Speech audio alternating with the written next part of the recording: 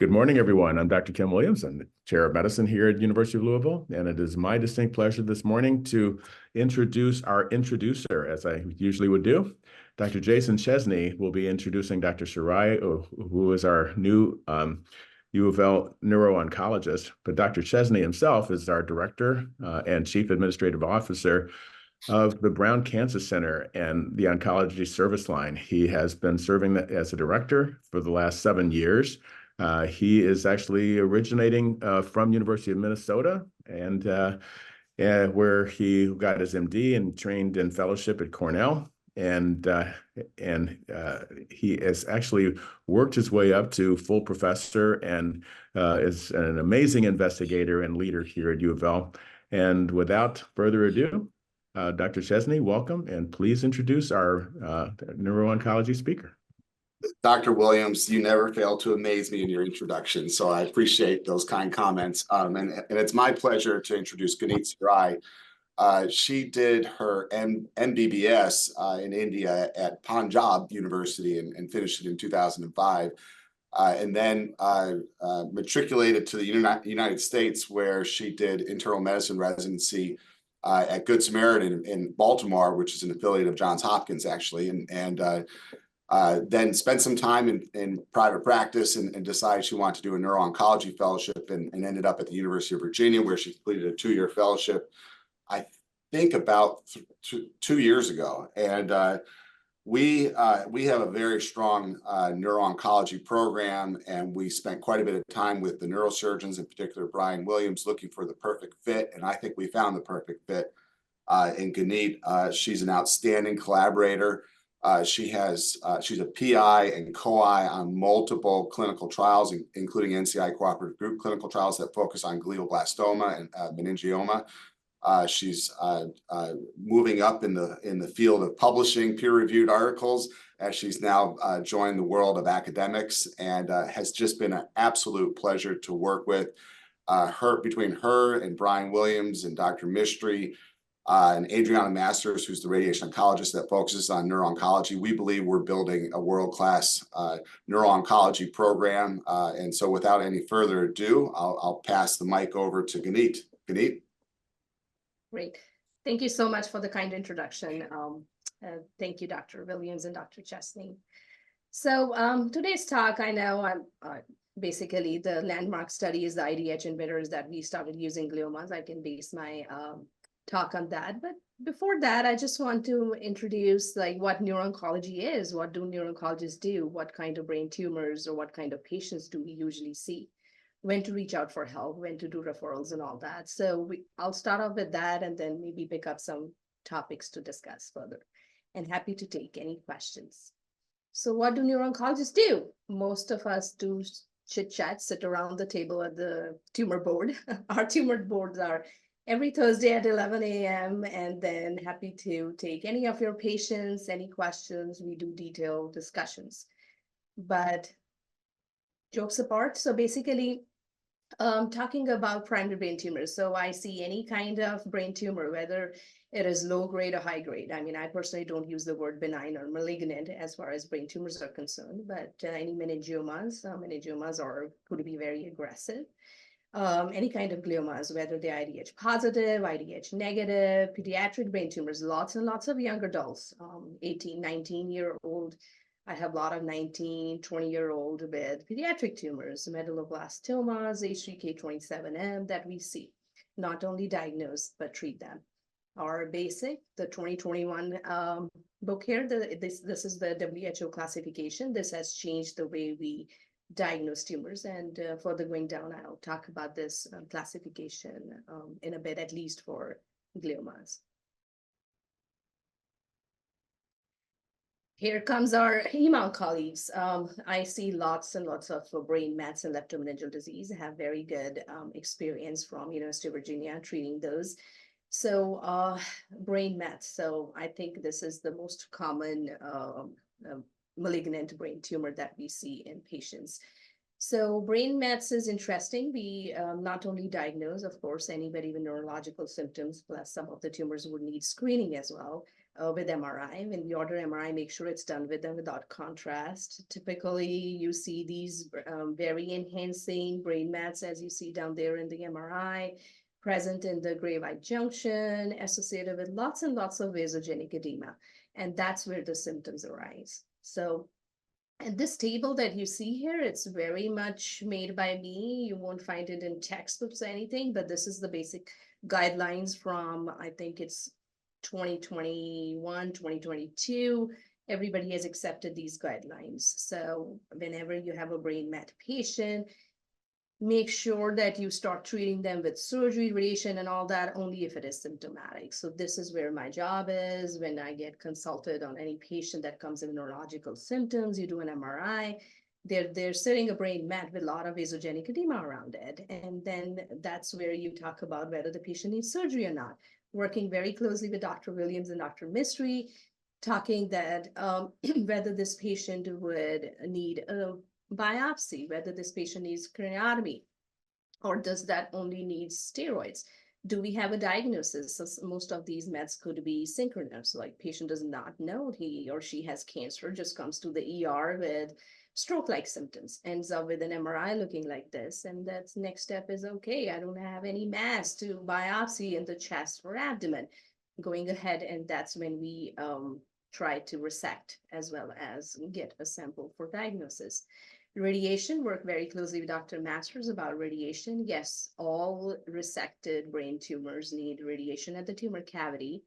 SRS, I mean, it usually says less than 4, but we do end up giving stereotactic radio surgery radiation to, I mean, the maximum I have worked with radiation oncologists would be up to 20, but less likely when it goes into higher numbers, more than 10 or something. And then that's when it comes to whole brain radiation therapy. LIT is very newer, very exciting field. It's laser-induced thermal treatment. Basically, this helps to burn off the tumors where the resection would not be possible. LIT is very exciting. We do offer LIT here. Dr. Williams is fellowship trained from MD Anderson, which was the basic, like, where LIT originated actually. So this is where we get referrals for most of the patients outside. Other than that, asymptomatic, yes, please don't jump off to surgery, radiation to asymptomatic, at least in non-small cell breast and melanoma, where at least you can try other therapies, immunotherapy, osimertinib, alectinib, and all that, and breast, of course, tucatinib, the HER2 very basic kind of an idea. Not only brain mets, I end up seeing hereditary disorders. So the classification NF1 and schwannomatosis, all that has been changed. It almost is called NF1 associated schwannomatosis, NF2 related schwannomatosis. SMART B1 actually went off to classify as others, and LZTR1 is a third main related schwannomatosis that we see. Hereditary disorders, one, VHL is another one. So I have a lot of patients, NF2, VHL. The reason being, so NF2, if you see the MRI on the right, they present with schwannomas, which are basically in the eighth nerve. So these are the patients who end up usually younger adults or maybe kind of middle age presenting with hearing loss. And that's when you get an MRI, usually by ENT, and we find this. Hearing loss, or you can say hearing preservation, can be done by BEV infusions, and that's why I have a lot of patients on it, trying to preserve the hearing and also control the growth of these schwannomas. Other than that, VHL, I think I have a slide towards the end talking about belzutifan. So there's a newer medication, came out in, I think at least early 20s of 2020, 2021, where belzutifan actually is controlling these tumors. It's an amazing drug. Again, I have patients doing really good on it here at UL. The schwannomatosis, I mean, NF1. So, I mean, if in your clinic, internal medicine clinic, you see a patient, this is usually presents in pediatric age group rather than the VHL NF2, reason being because of the cutaneous stigmata. As you see a patient, like a kid or a new, like a younger age child who has a lot of neurofibromas, Kappa spots, and I mean, this is a basic textbook diagnosis, very easy to diagnose these patients. Happy to see those. Usually now I see adults, so 19-year onwards, if any of your patients has graduated from pediatric NF clinic, I can definitely take over, work very closely with the neurosurgery team. Bigger tumors we usually end up resecting, but plexiform neurofibroma, which is like a sheet-like neurofibroma that can cause compression of important structures, that can cause all these problems about pain, mainly pain. We treat them with selumetinib, so it's FDA approved, but it's FDA approved for children for plexiform neurofibroma after a very good phase 2 trial. But we end up most of the cases getting insurance to approve it for adults as well. Usually it would be younger adults. So I have a patient who finished selumetinib and I'm just following her. So yep, we have an NF clinic here at UofL. Primary CNS lymphoma, work very closely with the BMT team or the lymphoma with CNS involvement as well. So a lot of studies came up regarding treatment, and RMPV therapy is established. Again, diagnosing, yep, I have a lot of consults where patient come in with symptoms and you have an MRI looking like this. This is very typical, very enhancing, restricting kind of lesion that you see. You end up biopsying. Surgery has proven to be of no role in CNS lymphomas. So happy to work with BMT team. This is the most difficult part of neuro-oncology as far as diagnosis is concerned. Again, I have referrals from our heme colleagues, or I mean, if there's a patient, sometimes ends up in a hospital with a CIDP kind of a picture, or something that is a neurological disorder, which nobody's able to explain, then that's when we start looking for whether the patient has cancer or not. Sometimes you would have neurological complaints even before you get diagnosed with any kind of cancers. And usually these are various syndromes associated with either lung cancer or others. So it's a difficult diagnosis. CSF sampling is way better than blood for diagnosing through the paraneoplastic panel. And it's a whole set of pretest probability, having antibodies established, response to treatment, treatment of cancer, how does the patient do? It's just an ongoing or a working kind of a diagnosis. It's one of the most difficult or challenging feat to diagnose, paraneoplastic syndromes. So I take care of those patients. And other than that, autoimmune encephalitis, yes, nowadays we use a whole lot of immunotherapy with melanoma and other kind of tumors. So we do see autoimmune encephalitis. Happy to see those patients treated with steroids. So that's the other field. And then other neurological side effects of cancers would be peripheral neuropathy. I mean, usually it's managed by primary oncologists, but we can also follow and would need EMG. I work very closely with our neurology colleagues regarding diagnosing of peripheral neuropathy as well. So that was very briefly about that. When you talk about neuro-oncology, it's not only limited to GBMs. That's the first thought in our mind, but it is way more details. We do have clinical trials, as Dr. Chesney mentioned, running, especially with the GBM. We have a meningioma trial coming up, and then brain mets as well. So today, talking a little bit more about primary brain tumors, I can briefly talk about those classification. Treatment of gliomas, so I mean, radiation chemotherapy, like everybody is aware, we do that. But most excitingly is the IDH inhibitors, which was a landmark study and got FDA approved. So I'll talk a little bit more details about that.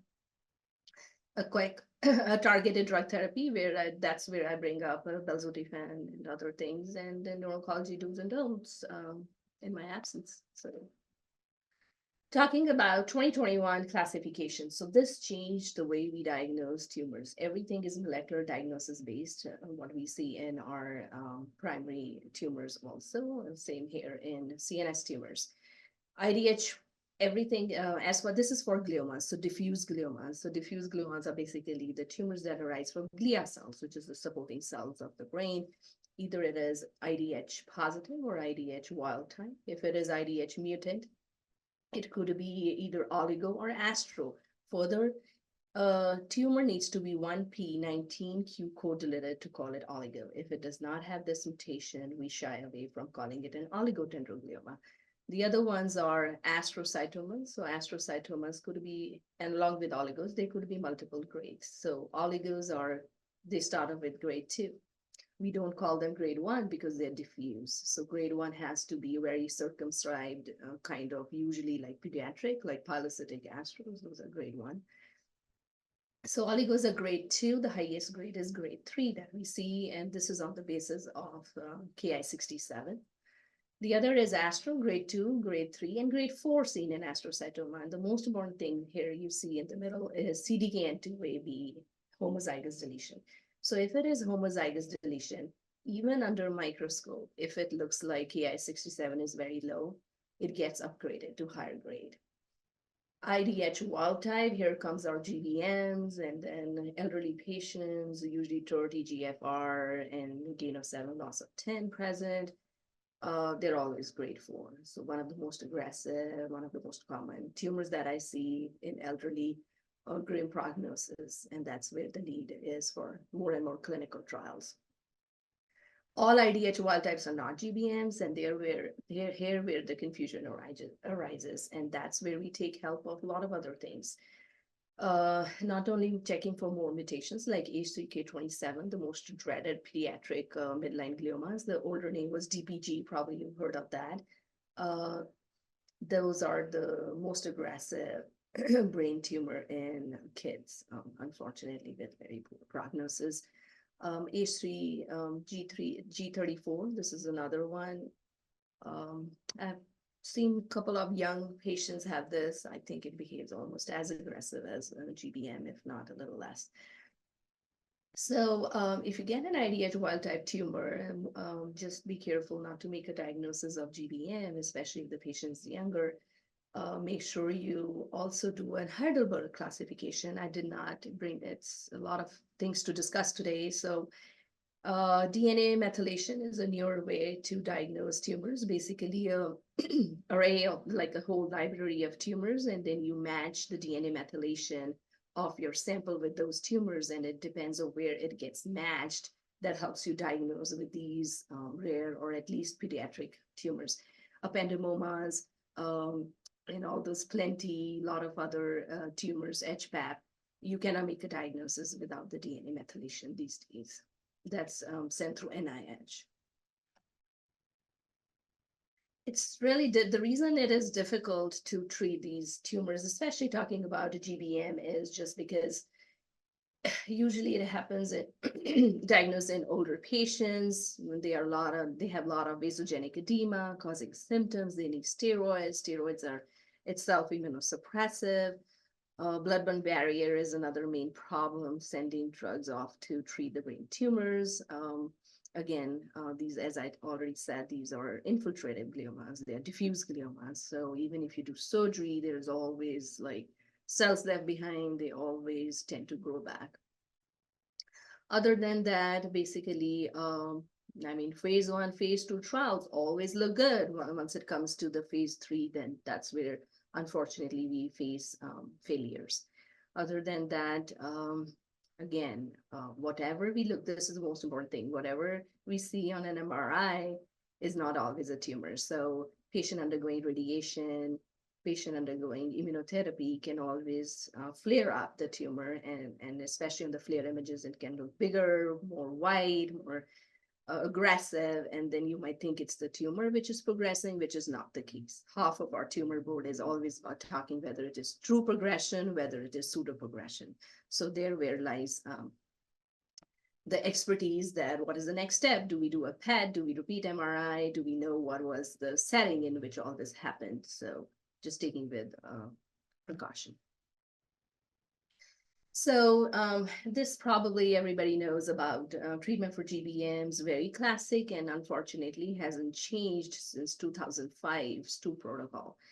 I wish we had better therapies to replace, but we have add-on treatments for GBM, we have clinical trials, but as far as the basic treatment is concerned, it is still the radiation chemotherapy. Surgery is still established to be the best treatment for maximum safe resection. So Dr. Sinai in 2011 had already shown that extent of resection increases survival. It has to be safe resection. You cannot end up giving a patient neurological deficit upon surgery and then expect to have a better survival. Other than that, through protocol, radiation along with temozolomide is still followed by 6 months of TMZ. What newer here is, this was for GBM, what newer here is about the IDH positive tumors, the CATNON study. This was another very interesting landmark study for neuro-oncologists where these are grade 3. So as I already talked, astrocytomas could be low grade, grade 2, they could be grade 3, and they could be grade 4. Grade 4 astrocytomas always behave like GBMs. The grade 3 are the ones which are benefiting from CATNON study. Here along, it has been, there were 4 arms, and it has shown that adjuvant TMZ for 12 cycles was way better than concomitant. So this much little difference that I do in grade 3 astros. Cordell study, the final is not out yet. This is whether PCV, which is Procarb and CCNU, and vincristine. I usually don't give vincristine.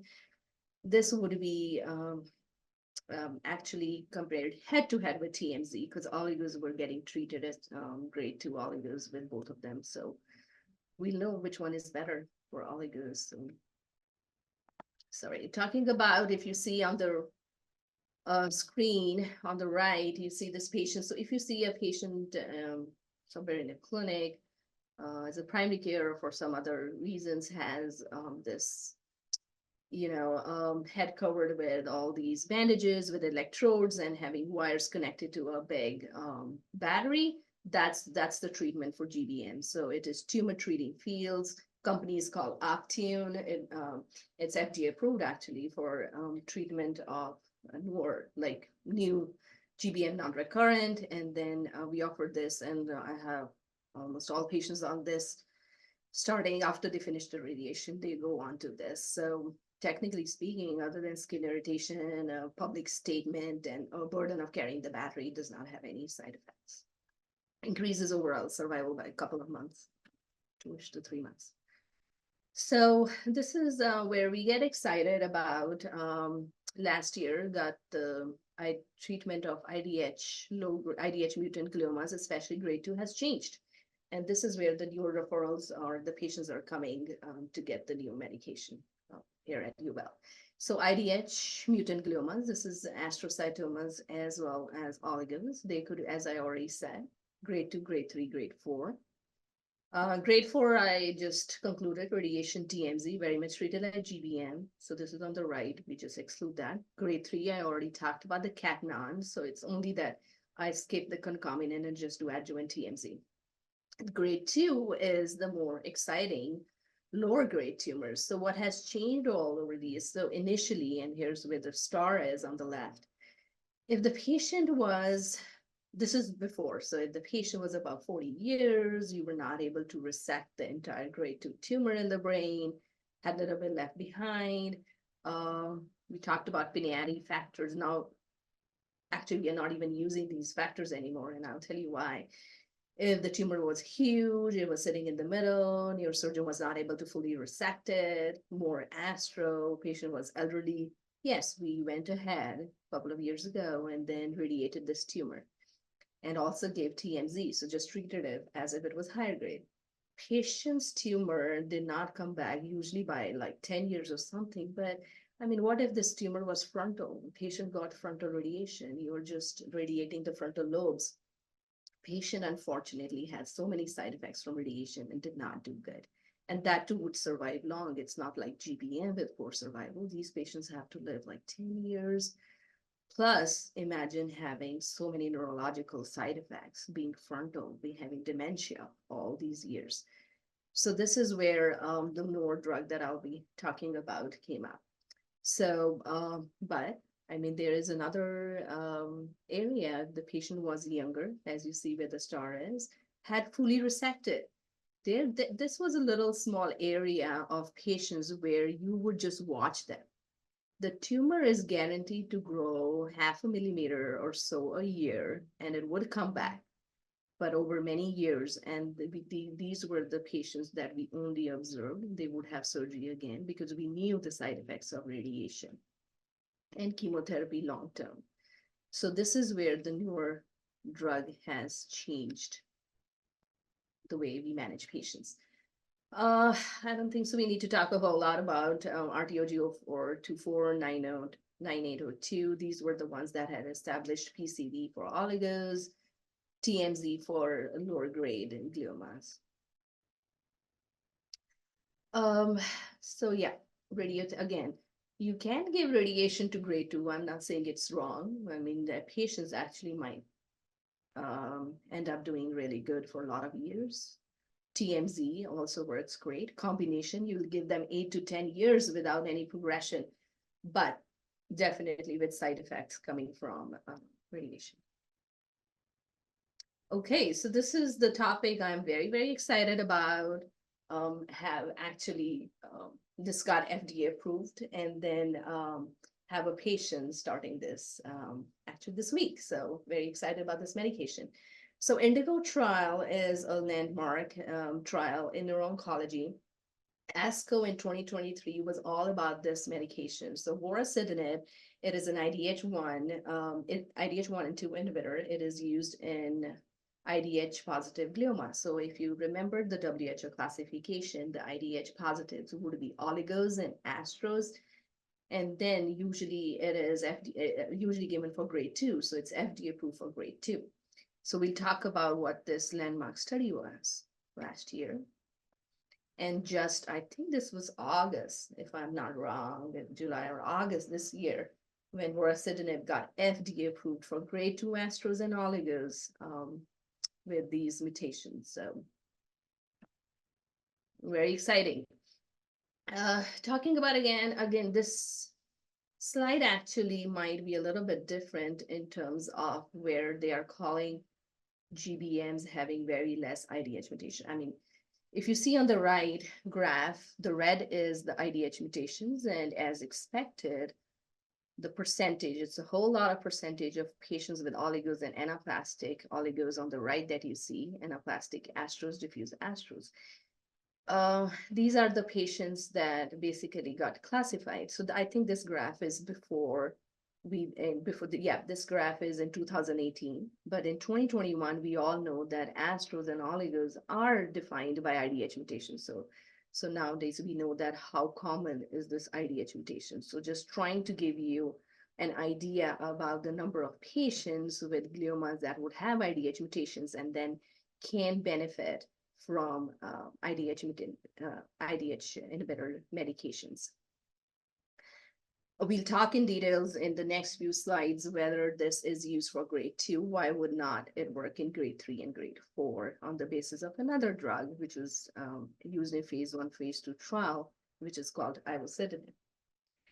Again, back to those dreaded biochem days when we studied the Krebs cycle. So here, if you see, where do we come across the IDH enzyme? So isocitrate to alpha-ketoglutarate. This is in the normal cell, which is IDH wild type, with the electron donor for NADP, gets converted to alpha-ketoglutarate. But in the glioma cells that have IDH mutation, they actually get converted to D2-hydroxyglutarate. And this is where we measured the levels of D2-hydroxyglutarate in these gliomas, and it was pretty high. So the way it works is, if you see on the left, normally this is a normal cell cycle, gets destroyed through, histone there are 3 methods: DNA demethylation, the histone demethylation, and the HIF alpha-1 degradation. But this is the normal alpha-ketoglutarate. With the presence of IDH mutation, it changes to D2-hydroxyglutarate, and there where the cell proliferation, it arises through, again, the 3 methods, the HIF1 alpha, DNA demethylation, and histone demethylation, leading to malignant potential. So we kind of had that background about IDH mutation causing the cells to, proliferate. And then we started seeing or doing various other methods to find that this D2 hydroxyglutarate was accumulated in our IDH mutant tumors. So if you see on the left, the FLAIR MRI images, and these are the MRS, these are special MRS spectroscopy images for 2HG. So you see how the 2HC was positive, which is lit up in the MRI below, and same with astrocytoma. So even in anaplastic astrocytomas, you can see that all of these were positive. At the same time, this is a little bit of mimicking the DNA methylation that we usually send for NIH approval, and we might be coming up with our own. So here, basically, if you see, these are the clusters of tumors. So GBM cluster was separate. These are 3 types of GBM, mesenchymal and others. But if you look at the IDH mutant, you see how the mutations, they were clustered all together on one side. And then, of course, distinguish whether it is oligos on the base of 1p19q. So they had, these IDH mutant gliomas were also exhibiting a DNA hypermethylation signature. So we knew that 2HG is making them very different than other kind of tumors. So we knew that the mechanism for this malignancy was the production of 2HC. So if we can target that, hopefully we can arrest the growth of these tumors. And that's where came the IDH emitters. So the first one is ivosidenib, which is not IDH1 and 2. It's only an IDH1 inhibitor.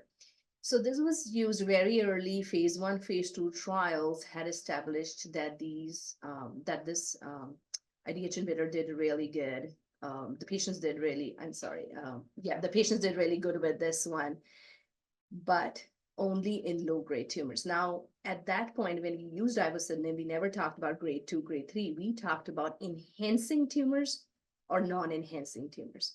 Now, non-enhancing tumors means, as you see here on the left, you see all these white areas. These are FLAIR signal abnormality. This is lower grade tumor.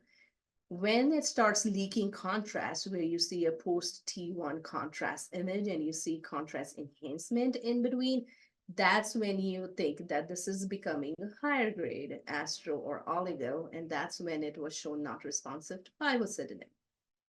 In our background, we see that, okay, 2HC production is a mechanism for growth of these tumors, but looks like when they become really aggressive and they become grade 3, grade 4, just like the GBMs, their mechanism for aggressiveness or growth is not this. It gets taken over by some other mechanism. So here, if we used ivosidenib, these are the 4 patients, and you see the moment we started using ivosidenib, you see how the FLAIR signal abnormality started decreasing in size, at least for 3 patients, where on the right, if you see the graph, the volume of the volumetrics for the FLAIR signal abnormality in the green, it started to go down. So we started establish in this very early phase 1 trial that ivosidenib for low grade, or I should call it non-enhancing tumors, was very promising. And here, if you see another, it's just another graph telling you on the left, non-enhancing, on the right is enhancing. Non-enhancing, if you will, the red is the one which shows stable disease. Lots and lots of patients on stable disease. A few of them had progression, of course, less, and then yeah, I mean, these are the ones in the blue are the progressive disease, and then response, partial response, where instead of stable, started shrinking a little bit. Unfortunately, enhancing disease on the right does not look good with ivosidenib. Again, letting us know the 2HC mechanism of tumor growth is only for premature or the low-grade gliomas. When it becomes very aggressive, some other mutations and lots of other mutations take over. And unfortunately, at that point, it's very hard to control the growth of this malignant tumor. Similarly, waterfall graph for the same thing, translated to progression-free survival, where you see that progression-free survival, again, with the non-enhancing tumors had better PFS as compared to the enhancing when the ivosidenib was used as a phase 1. we have enough background for ivosidenib, and then we also used, this is again a phase 1 trial for peri-op. So when we added vorasidenib or ivosidenib peri-op, this is just a phase 1 trial for the best dose. Vorasidenib was used as a lower dose and a higher dose. Ivosidenib also lower and higher dose to establish the best dose to control the growth. And then again, it turned out that we were able to find vorasidenib 50 milligram as the best dose for normalize for the tumor to HC response that you see. Of course, the wild IDH1s don't even have high levels. Of course, the mutant IDH has the highest levels, and it was brought down by vorasidenib 50 more than 10, and ivosidenib somewhat, but actually the reason it did a good response in IDH1, but it is not an IDH2. So probably some patients were IDH2 that led to non-responsive or not much lower levels of tumors up to HE. Again, the landmark publication in NEGM for this happened when Vora said, this is again, you have to get FDA approval. You cannot just base everything out of phase 1 or phase 2 trials. Came up this phase 3 trial.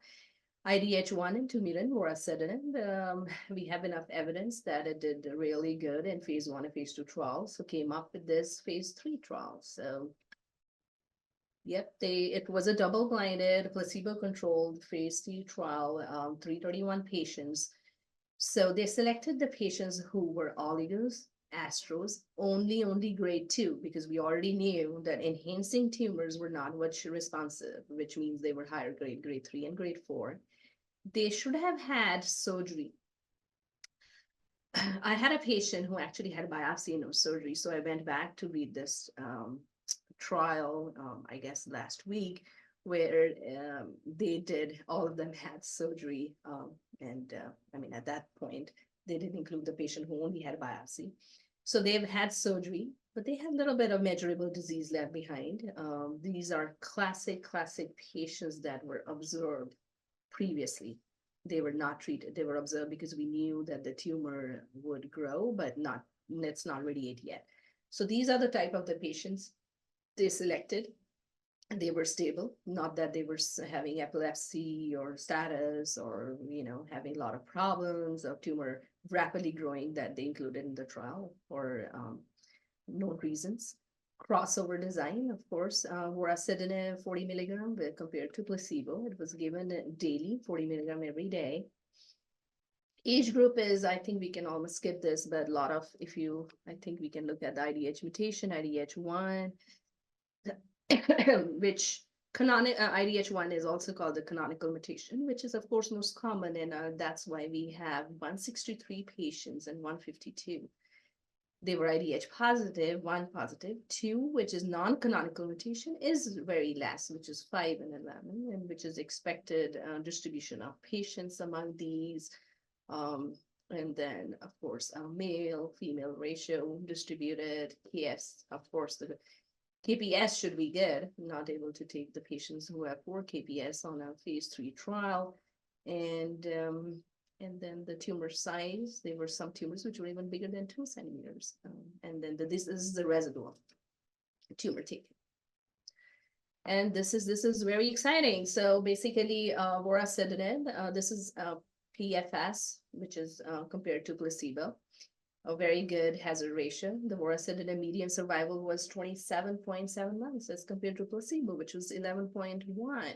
And this is PFS, and even more exciting is the probability of being alive and not even receiving any next intervention, which would have been surgery, radiation, chemo, TMZ, or PCV. And look at that, vorasidenib all through straight, median not even reached. And so this was a big thing about ASCO last year, at the SNO last year, and then talking to Dr. Malingoff himself, or Clausi, whose trial it is, and he said that even beyond 30 months, he has lots of patients grade 2 on this medication for years and years.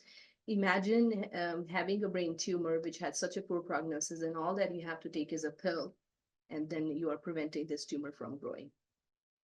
And of course, we'll just skip the subgroup analysis. adverse effects. Now I have my younger patients starting this medication, so I'm very excited to see what the side effects would be.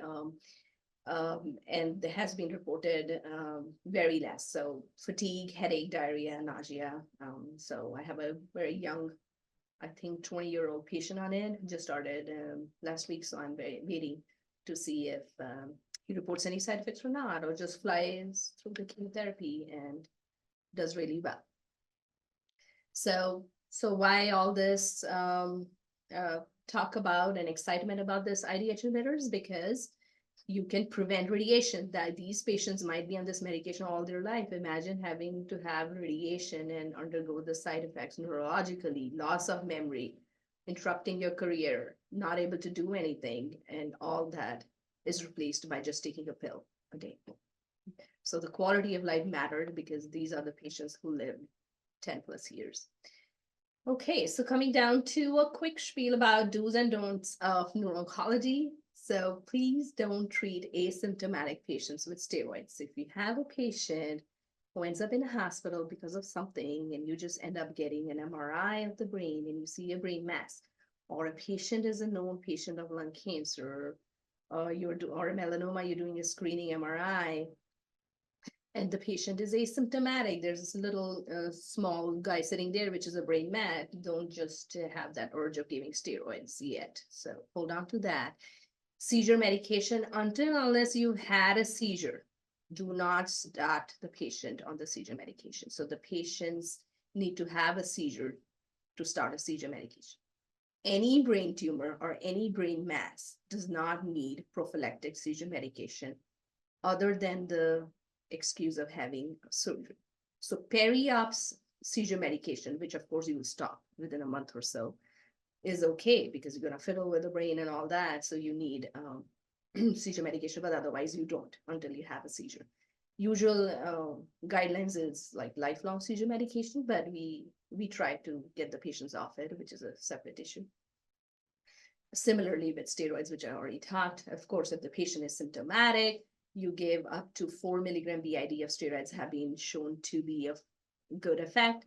If the patient has side effects to a point, then you see impending herniation, kind of side effects and all those, then you are okay to give higher dose of steroids to see if there's any benefit, which is up to 24 milligram a day. And of course, there are a lot of things that mimic brain mass, lots of disorders, not only stroke. There are a lot of histocytic disorders, MS, infections, brain abscess. That's when you can always call me if you have a question, if it is brain mass stroke. It's not easy to distinguish, but the whole clinical scenario, how the patient looks, what was the sequence of events and what is the setting, what does the CSF look like, we should be able to distinguish. Because we still have time, just a quick spiel. I think we can just, I can quickly talk about a few more agents that we are using, which we never used before in neuro-oncology. Maybe 5 or 10 years ago, neuro-oncology was all about remove the tumor, radiate it, give 1 or 2, chemo pill, and that's it. But things have changed. BRAF inhibitor, I think this is ROR12, which every oncologist knows, but this was just, I think, one of the arms or inclusion of these brain tumors where we already know. And I have a couple of patients. So PXAs, gangliomas, these are basically tumors, IDH wild-type tumors in the younger population. Pilocytic astrocytoma is basically fusion, BRAF.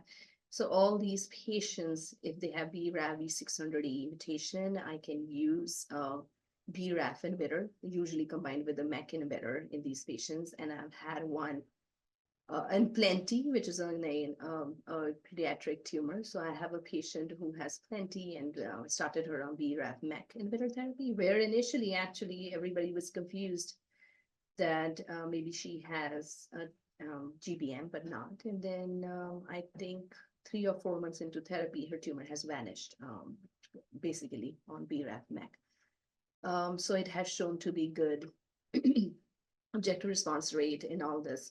So we use BRAF inhibitors in our brain tumor patients as well. And track, again, I personally don't have any patient on it, but I so aggressively look for these mutations in my brain tumor patients. It's almost is an NCCN guideline now to use entrectinib, using elderly larotrectinib in the children's. After this grade 1 and grade 2 clinical trial, we had shown that if you see in the waterfall graph how responsive the patients were, whether they were involvement of brain mets, yes, with this NTRK fusion and using entrectinib and NTRK fusion inhibitor. Similarly with larotrectinib, again, in pediatric age groups have shown good response rate of this fusion positive CNS tumors. I think it's just that when I order mutational testing, I look for these. So far, not lucky enough to pick them up to have used it here at UofL. Other than that, everolimus, probably everybody has heard about this medication. It's an mTOR inhibitor. In neuro-oncology, I think there are two fields where we get excited to use this. One is in tuber sclerosis. So if you have a tuber sclerosis patient, again, the caveat is I have treated children because I mean, part of neuro-oncology training was also to treat children with, we saw pediatric patients as well. There I had a young 5-year-old with everolimus, and it was pretty good tolerated in these young kids. They do good. Even rash was not much present in this young guy. And if you see on the right, these tuber sclerosis have what we call as SAGAs. So SAGAs are the one that we treat with everolimus. So this is after this phase 3 trial. SAGAs are subependymal giant cell astrocytomas. These are kind of low-grade tumors, not very aggressive. Everolimus is also used in combination with sandostatin in meningiomas. Some phase 2 trial, not very promising, but when you are running out of therapies, can be used for aggressive meningiomas as well. Selumetinib, as I already mentioned, these are the NF1 patients. So either if the tumor has BRAF alteration, yes, you can use selumetinib as a MEK inhibitor, but at the same time, if you have a germline mutation, NF1 patient having plexiform neurofibroma, there where it is FDA approved, but here, now the Neuro study that came in 2019 was where in a phase 2 trial, they used in the low-grade gliomas. So NF1 can also get those low-grade gliomas, grade 1 and 2 in the brain, pilocytics with fusions, not with fusions. So selumetinib was also used. Again, this is also very exciting indication. Have treated 5 to 10 patients since its discovery in 2021, belzutifan, and currently have 1 patient doing excellent on this medication. So if you have a VHL patient, so I mean, maybe, you know, oncologist who sees RCC, or you happen to have a VHL patient in your clinic, has a lot of brain and brain tumors, spinal cord lesions, with all these hemangioblastomas, they shrink with this medication. So it is basically HIF2 alpha inhibitor that was shown in this landmark trial where you see in the waterfall graph a beautiful partial response, or at least stable disease seen on belzutifan. So this phase 2 trial became a very landmark 2021 and got a very quick FDA approval for belzutifan, and it's very, very good tolerated medication. My patients only get fatigue or anemia, hypoxia, usually if they have underlying COPD or something. What I do is dial down the dose. So they have a happy medium where they can tolerate the anemia and still have response on hemangioblastomas with belzutifan. So I have a couple of patients that almost concluding here. So that was just a gist about what kind of patients I see, what I'm excited about, what was new since 2021, the IDH inhibitors. Lots more future directions coming out. We have clinical trials in meningiomas. We have clinical trials in GBM here. I'm the PI of some, Dr. Mystery, Dr. Williams is PI of others, and a meningioma trial coming up soon. So yep, and excited and happy to help and ready to take any more questions. I put on my cell phone. I just heard that sometimes it's hard to reach me because of the nature that I work more closely with neurosurgeons, but I'm still an oncologist. So I just put my cell phone here in case you have any questions to directly reach me.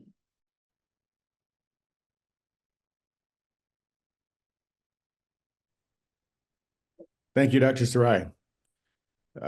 Dr. Chesney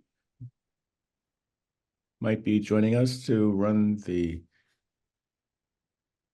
question and answer time. But if he had to run the clinic, then I'm more than happy to try and do this. I have to thank you very much for giving us the update. These are some very difficult issues, and almost every one of us has come across someone who, with the GBM, and shared the frustration of thinking things were really good, and then it doesn't turn good. So it's good to have some hope for the future. My question is that one of the things that we were thinking of years ago, back when I was doing nuclear medicine, was a radiation sphere that would go into the resected area. And then I didn't hear anything about that over the last few years. And I think that probably means it just wasn't effective. So I particularly, I mean, if you're talking about gamma tile, so we do that too. We have a trial here where so it's an ongoing trial. It's called gamma tile, running with the company for brain mets as prime. More for brain mets, we are almost finishing that trial for using gamma tile for brain mets, but primary, not that much, but we do have it open for primary brain tumors as well. Yes, very niche. Yeah, very exciting. Field about using those radiating, you can use an easy term, radiating objects in the tumor cavity. Yes. I see. So maybe it's just gotten better. So I'm looking in the chat, and I don't, let's see that there are questions, but I know there would be. Jason Puckett usually finds them before we do.